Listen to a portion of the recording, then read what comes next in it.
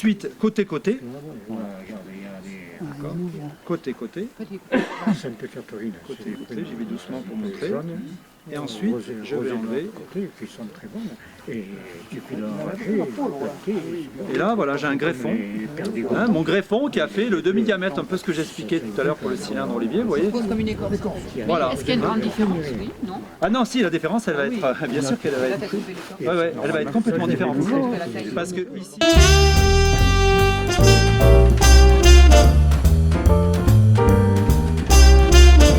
Ce sont les croqueurs de pommes des Alpes latines. C'est une association locale qui fait partie d'une fédération d'associations de croqueurs de pommes. Il y en a 62 en France. Ça représente 8000 adhérents. Et au niveau de notre association, nous sommes 97 adhérents. Nous avons été 97 en 2015. Et cette année, nous sommes déjà 76. Voilà. Donc c'est une association en plein développement qui avait été fondée par Marie-France Terbourièche, qui était ethnobotaniste et puis agronome, ingénieur agronome, et puis qui avait démarré cette association juste après avoir mis en place les vergers de Charence à Gap, où on peut trouver 900 variétés de poiriers et 600 variétés de pommes. Alors nous sommes ici en partenariat pour la 3e fois avec le parc du Verdon. Nous sommes venus l'an passé pour une journée de greffage avec un de nos animateurs. Et nous sommes venus également pour la journée pressage de fruits. Nous avions tenu un stand sur la place de Castellane. Et nous avons maintenant des adhérents de la région qui font partie de notre association. Et ça deviendra sans doute un rendez-vous régulier.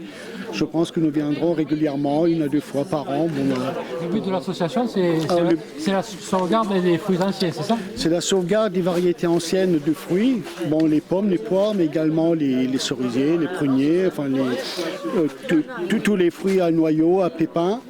Nous organisons des journées d'apprentissage de la taille et de greffe. C'est pour inciter nos adhérents et puis le grand public à soigner leurs arbres, à essayer de sauver des variétés anciennes qui risquent de disparaître parce que les arbres ils sont trop vieux, parce que les arbres ils vont peut-être être arrachés quand ils seront vendus. La demande elle est très forte. D'ailleurs, vous voyez quand il y a des journées comme ça, ça rassemble toujours 20, 30, parfois plus de personnes. Qui des fois viennent d'assez loin même. Qui viennent souvent de très loin.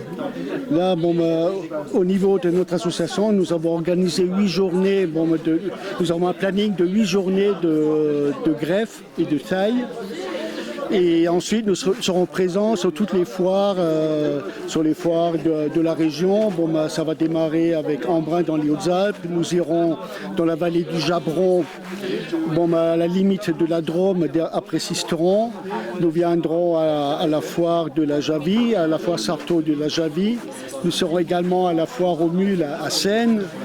Et en dehors de cela, nous faisons également un travail d'inventaire pour retrouver ce qui existe dans les différentes vallées. Puis on fait des découvertes magnifiques dans les fonds de vallée.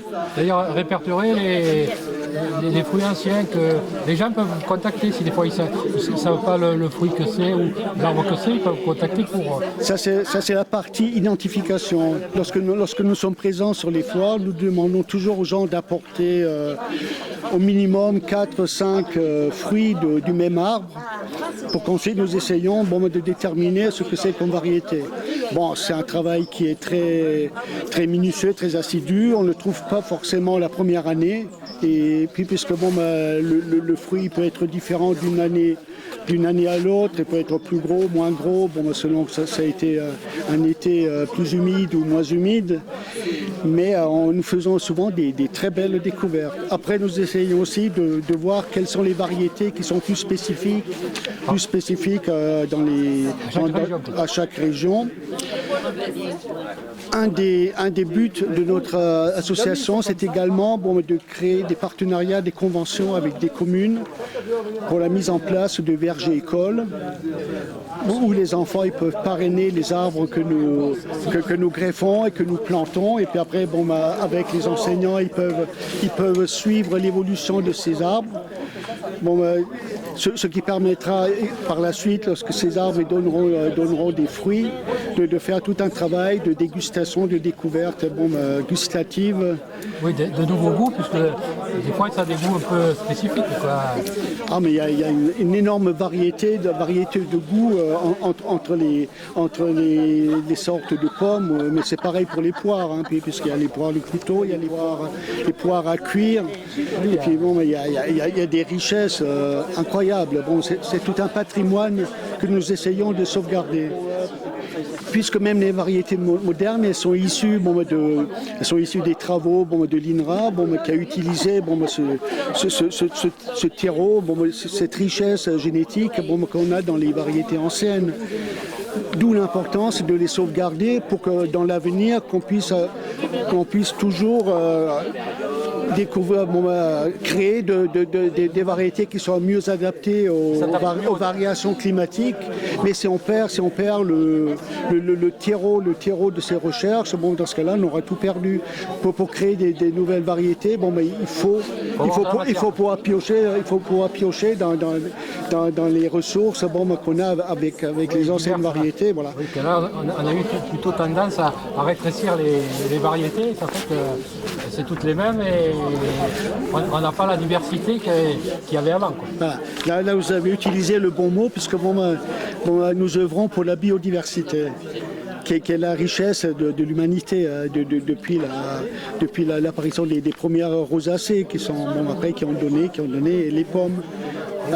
Lorsque la pomme elle a voyagé, qu'elle est arrivée au Kazakhstan et puis sur les plateaux chinois et puis qu'après c'est arrivé jusque chez nous. Et tout le travail, des générations anciennes qui ont su les sélectionner, qui ont su les découvrir, après qui ont su les greffer. D'ailleurs également les colporteurs qui ont joué un rôle également dans la dispersion de ces variétés. Vous avez la pomme d'Elo qui avait été EYLAU qui avait été ramenée par les soldats de Napoléon, qui avait été ramenée depuis la Russie. Et toutes ces variétés, elles ont toute une histoire.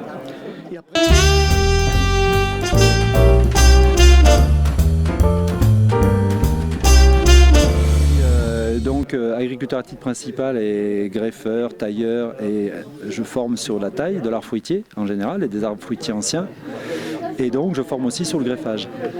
Et donc la journée d'aujourd'hui, le but et objectif d'aujourd'hui, c'était de maîtriser quelques techniques de greffage, connaissance de l'arbre fruitier, bien sûr avec le matériel végétal, savoir un petit peu reconnaître les espèces et les variétés qui peuvent se marier ensemble, penser à ce matériel végétal, réfléchir un petit peu au travail qu'il y a à faire et à mettre en place avant même le greffage. Donc c'est la connaissance des porte-greffes, la connaissance des variétés, un minimum, les associations possibles et surtout les objectifs qu'on a chacun. Voilà. Objectif de récolte peut-être, objectif d'ornement, objectif de taille d'arbre, de présence d'arbres dans le verger fruitier. Voilà. Donc il y a évidemment toutes ces questions sont à poser avant même les techniques de greffage.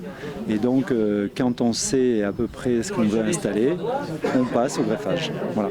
Et les techniques de greffage principales, ici elles ont été exposées donc aujourd'hui, les techniques principales avec des époques différentes en fonction des espèces, en fonction du matériel végétal qu'on a à disposition.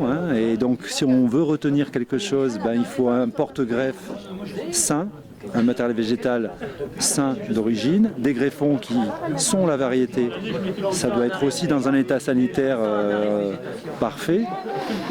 Et ensuite, donc on passe aux actions de greffage, aux techniques de greffage qui sont en fait assez simples et assez rapides à mettre en place. Un petit peu, 2-3 petits essais, et en général on est sur un bon mouvement, c'est pas très compliqué comme savoir-faire.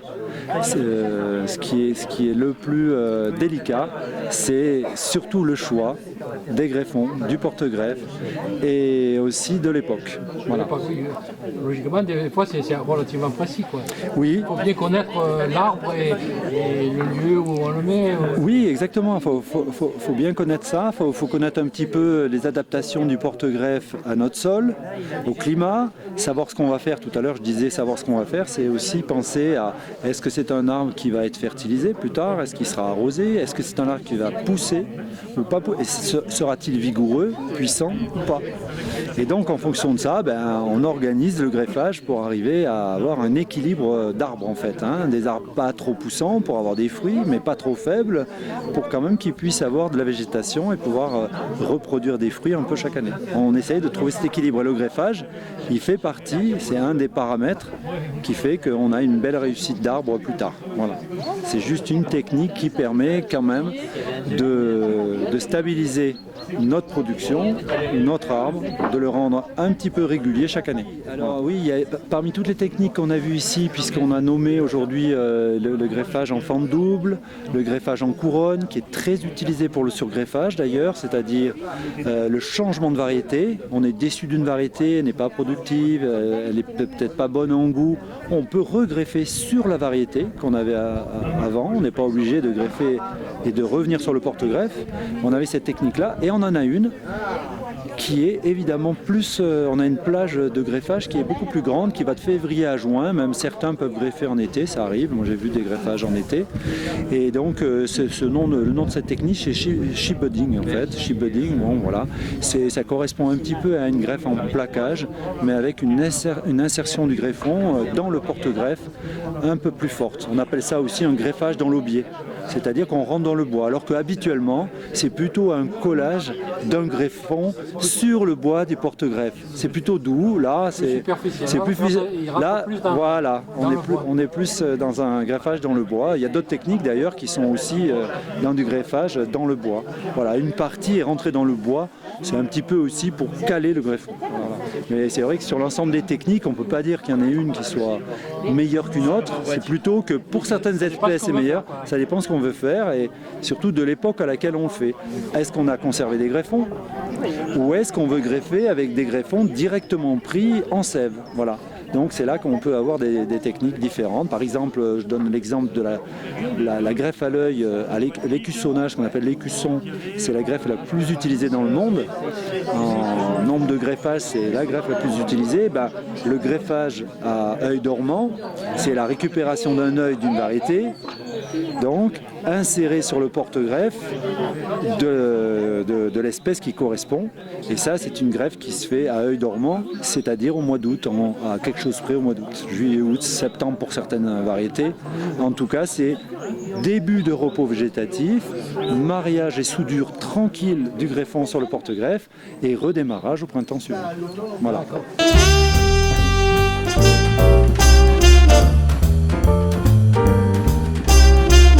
Satisfait, il y a des petites manipulations pour certains, ça va plus vite que pour d'autres, c'est normal, on est tous avec des dextérités différentes, mais il y a eu 3 ou 4 essais de greffes, c'est ce que j'ai essayé de conserver les greffes les plus simples au départ, montrer les greffes les plus simples, et voilà, donc il y a eu certains essais, les gens sont assez satisfaits parce qu'ils ont bien vu le geste précis. C'est pas tout de regarder dans un livre et de regarder des images sur une brochure, c'est vrai de manipuler, de travailler vraiment le matériel végétal, ça permet de mieux mémoriser l'acte, mieux comprendre et surtout bien mémoriser. Parce que quand on vous l'explique, c'est vrai que quand on explique sur une planche ce qu'il faut faire et qu'on montre, la mémoire, elle n'est pas infaillible. Alors que faire directement et pratiquer un petit peu, ça va être une bonne mémoire. Oui, ce que j'ai interrogé, il trouvait que le stage de cette année était plus facile à assimiler. Ah tant mieux.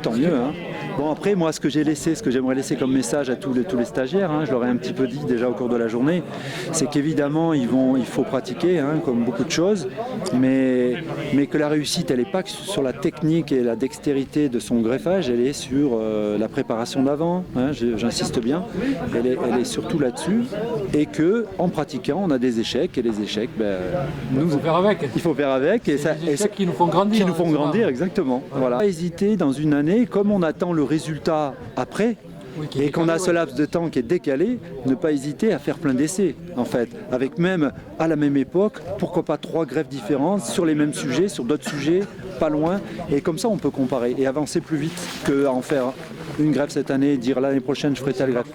Voilà, on a perdu un an, donc bon.